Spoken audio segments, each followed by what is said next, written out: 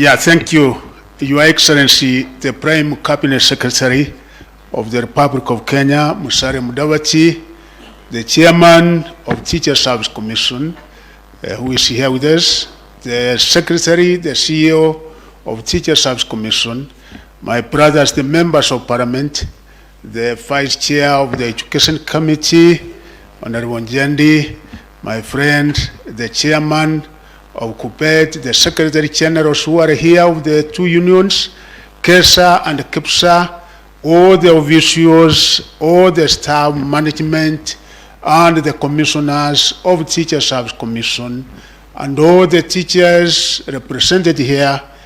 Your Excellency, I want in a very special way to thank you, because yesterday we were in a similar function like the one that we are having today. You are launching the strategic plan for World Food Program in Mombasa, and in that particular World Food Program, we said changing lives to save lives. And again, they were saying that they have had the 5-year strategic plan from 2018 to 2023, and there were various lessons learned therefrom, and they said this time, how can it be that they can be able to flatten the wave? Today we are here again for this very important function, and I'm going to say very few remarks because it is your day, sir. I cannot read a speech when you are here, but as the Minister for Education, I would like to make very few remarks.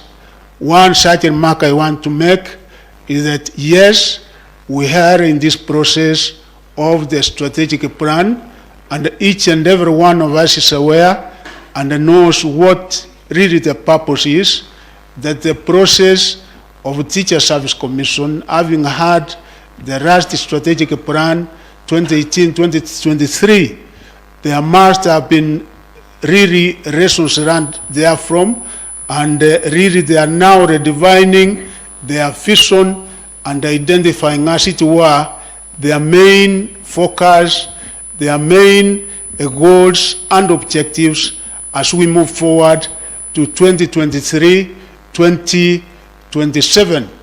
And I hope in identifying the main areas of focus, the goals and objectives that they will be able to pursue, we always say you have to be smart in your goals.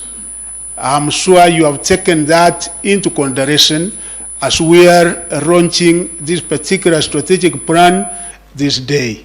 Smart meaning you have to be specific in your goals, in your objectives. You have to have a way of measuring, measurable, they have to be achievable, they have to be realistic, they have to be time bound. Because again, sometimes we set targets which are not achievable. Like yesterday we said, how can it be in this country that we have a kind of paradigm shift, that anything that we discuss, for sure implementation takes place, because sometimes we discuss very good ideas, very good policies, but when it comes to the part of implementation, it becomes a little bit problematic. So this really gives guidance, it gives a sense of direction, which then creates standards and accountability for us. We have our workers, we have to work together, because really it is that shared vision for them to understand that we have a common vision that we will be able to achieve whatever we have set out to do. Your Excellency, I want to thank them. It would not have come at a better time, this strategic plan, than it has come now. Why? Because of three main reasons why it has really come at an opportune time. One is that we are in the course of implementing the CPC, competence-based curriculum, and I want to thank Teacher Service Commission, because they have been at the very center, the very critical cornerstone in the implementation of our CPC, which we are now at the junior secondary school, grade 7. Indeed, we thank you because even the coordination they have done in retooling and creating capacity of our teachers is commendable over a period, and it has enabled us, Your Excellency, for us to move forward with this very abundant educational system, which is relevant and aligned to the 21st century. I always tell people, Kenyans, please understand that Kenya is in the right path, is in the right course, and we are getting it right, giving something which is quality, giving it something which is relevant, giving something that will be able to impart the necessary required knowledge, competencies, and skills to our young people. And the retooling you have done is commendable, Your Excellency, because as they mentioned here, they have done 229,000 primary school teachers with 55,129 for secondary schools. It is them that the ministry will say, even the policies and the programs of the Ministry of Education are normally achieved through the head teachers because the efficient coordination of Teacher Service Commission has made it sure that we are able to implement, we are able to operationalize the various policies and directives that emanate from government, emanate from the ministry. So that is one that it really comes at the right time, sir, because even as we move forward with this particular system of CPC, we require the support and to build the synergy with Teacher Service Commission in order for us to be able to get it right. The second one, sir, that it comes in at the very right time. This particular strategic plan is because also we are in a time that a rapidly evolving technological landscape, automation, which we really appreciate because we have said the entire government, we have to automate, we have to digitize. I'm happy that they mentioned about the remote learning. We learned from COVID-19 when our children stayed home for quite a long time that yes, we have to digitize, we have to take advantage of technology. I was informed, sir, that in Finland, because of technology, the young people now go to school for 3 hours. They have some kind of hybrid kind of system. With the teacher shortage that you have said is a moving target, that we, yes, government is trying to alleviate, to mitigate on this particular program, but you can see the Kenya Kwanza government, I think, has embroidered more than any other regime. Si makofi kwa Kenya Kwanza jameni.